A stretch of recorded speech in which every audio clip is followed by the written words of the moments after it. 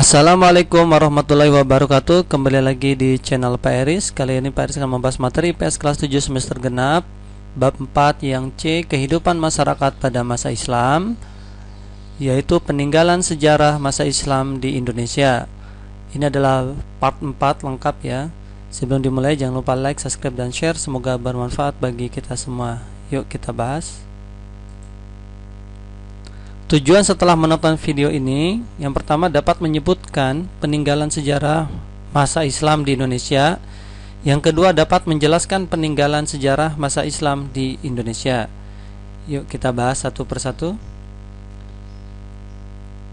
Peninggalan sejarah masa Islam di Indonesia yang pertama adalah masjid. Masjid tempat ibadah orang Islam, contohnya Masjid Demak, Masjid Ampel Surabaya, dan Masjid Banten. Di sini ada beberapa gambar masjid. Pertama adalah Masjid Demak di Jawa Tengah, dibangun pada 1479 Masehi oleh Raden Patah. Yang kedua ini adalah Masjid Ampel, dibangun pada 1421 Masehi oleh Sunan Ampel di Surabaya. Dan yang ketiga ini adalah gambar Masjid Banten, dibangun pada 1556 Masehi oleh Sultan Maulana Hasanuddin. Berikutnya, yang kedua, keraton. Keraton adalah tempat kediaman raja atau istana raja. Fungsinya pusat pemerintahan dan tempat tinggal raja. Contohnya Keraton Surakarta, Keraton Yogyakarta, Keraton Kanoman di Cirebon, dan Istana Maimun di Sumatera Utara.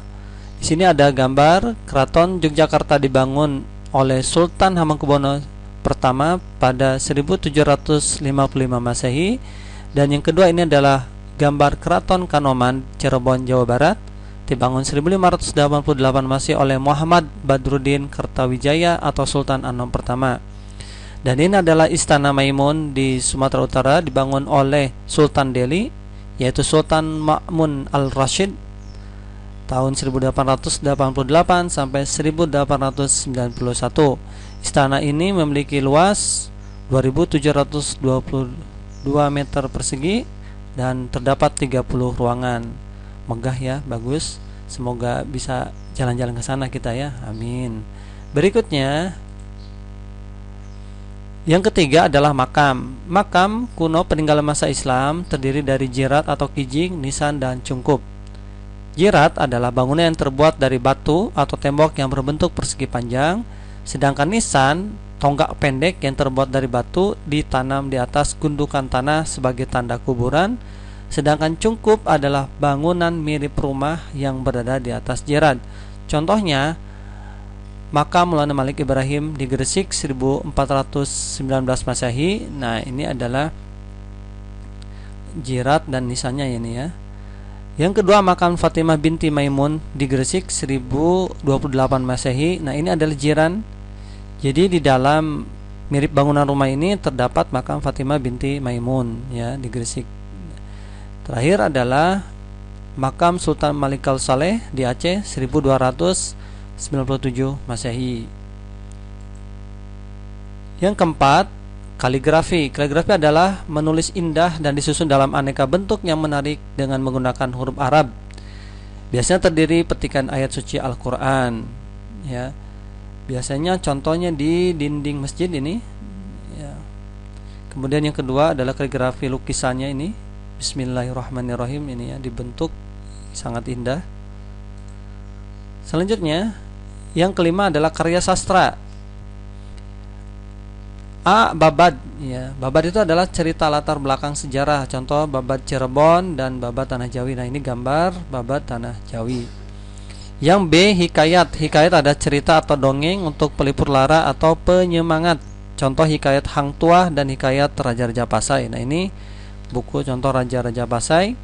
Yang C, suluk adalah kitab berisi tentang hal gaib, ramalan, dan simbol tertentu, termasuk ajaran tasawuf. Contohnya Suluk Wijil dan Suluk Malang Sumirang. Ini adalah gambar kitabnya, ajaran tasawuf. Contohnya, barang siapa yang mengenal dirinya, dia akan mengenal Tuhannya. Nah, itu seperti ajarannya. Kemudian yang D, syair. Syair adalah puisi lama yang terdiri 4 baris dan berakhir dengan bunyi yang sama. Contoh syair perahu dan syair burung pingai karya Hamzah Fansuri. Contohnya ini syair perahu karya Hamzah Fansuri. Inilah gerangan suatu madah.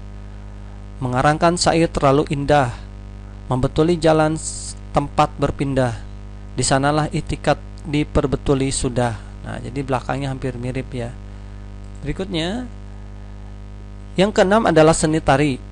Peninggalan dari masa Islam adalah tari sodati atau tari saman dari Aceh. Tarian ini dilakukan dengan iringan nyanyian yang sebenarnya selawat atau pujian kepada Nabi Muhammad SAW. Nah, ini gambar yang paling besar adalah tarian saman dan ini adalah tari sedati. Ketujuh adalah debus. Debus merupakan kesenian bela diri dari Banten. Ini abad ke-16 Masehi, zaman Sultan Maulana Hasanuddin. Untuk apa? Motivasi semangat juang rakyat Banten melawan Belanda pada masa pemerintahan Sultan Ageng Tirtayasa juga. Jadi debus ini bela dirinya kuat ya, pakai api, pakai senjata dan sebagainya. Tapi hati-hati jangan coba di rumah, berbahaya ya. Harus sama ahlinya.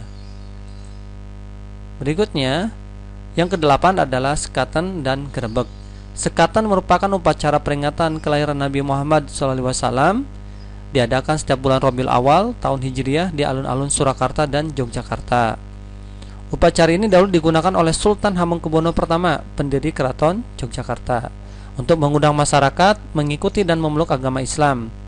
Pada perayaan sekatan, dua gamelan yaitu gamelan Kyai Naga Wilagadan dan gamelan Kyai Guntur Madu akan dimainkan secara bersamaan selama 7 hari berturut-turut.